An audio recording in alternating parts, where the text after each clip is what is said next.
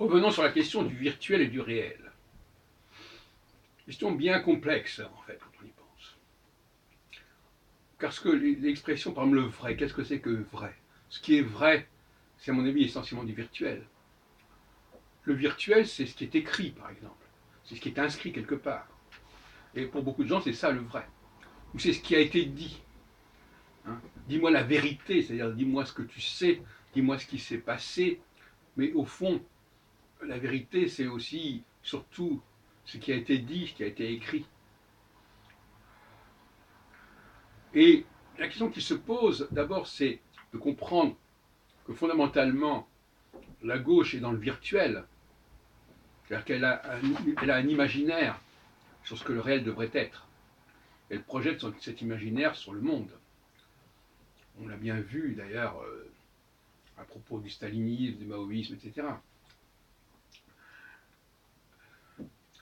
La droite est plus dans le réel, c'est-à-dire dans l'observation des choses.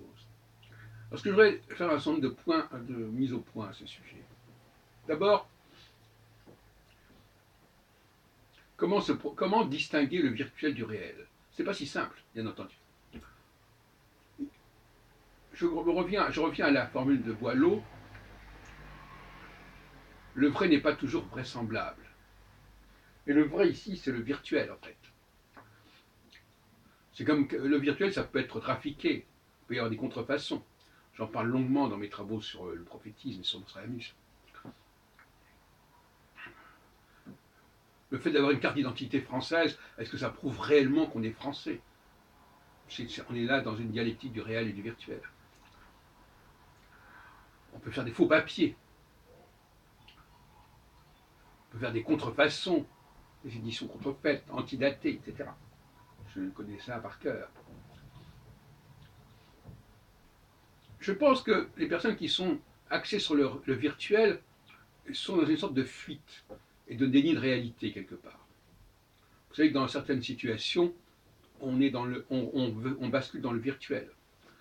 C'est-à-dire que, par exemple, dans le cas du viol ou de certains problèmes, on se distancie de sa propre réalité en quelque sorte.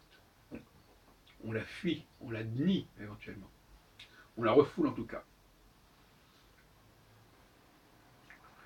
Donc, le virtuel, c'est un petit peu l'imaginaire du peuple. C'est l'imaginaire de ceux qui sont en bas et qui veulent euh, une société plus égale, plus égalitaire, plus paritaire.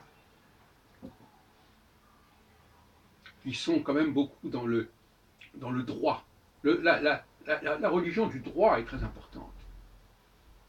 Il suffit donc là de décider que telle personne sera naturalisée ou telle personne sera mariée. Alors par exemple une femme qui se marie, on est complètement dans le virtuel quelque part, puisque elle était étrangère à cette famille et par un trait de plume, par une déclaration devant le maire, on devient membre de cette famille et on change de nom, ce qui est encore typiquement virtuel.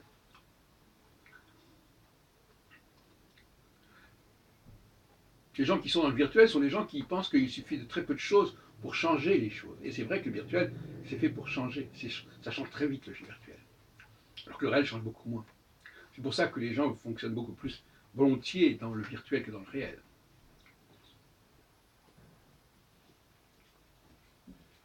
Le virtuel, c'est synonyme de ce qui est potentiel, ce qui est imaginable. L'égalité est quelque chose de virtuel. Virtuellement, au début d'une course, tout le monde participe, tout le monde peut espérer gagner. Et puis au fur et à mesure de la course, le virtuel laisse la place à la réalité et seuls ceux qui sont vraiment les plus forts l'emportent. Donc cette dialectique du réel et du virtuel est un petit peu aussi celle de l'esclave et du maître.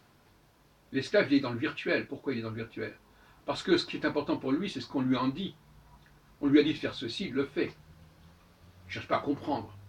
On m'a donné des ordres, je les applique. C'est indiqué comme ça, j'ai un ordre de mission, je l'applique. Alors que le maître, lui, il est plus responsable. Il n'y a pas quelqu'un qui lui a dit de faire ça. Il ne peut pas se décharger la responsabilité sur le maître. puisque c'est lui le maître.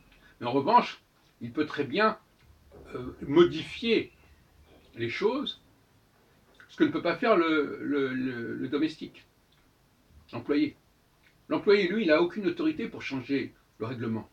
Le maître, lui, a l'autorité. C'est pour ça que souvent, il vaut mieux parler comme on dit, à Dieu qu'à ses saints, parce que Dieu, lui, peut changer les choses. Le domestique, le serviteur, l'esclave, il ne peut qu'appliquer. On retrouve un peu le mythe de la caverne ici. Donc nous dirons pour terminer que le virtuel, c'est la religion de l'esclave, c'est la religion du domestique, c'est la religion du serviteur.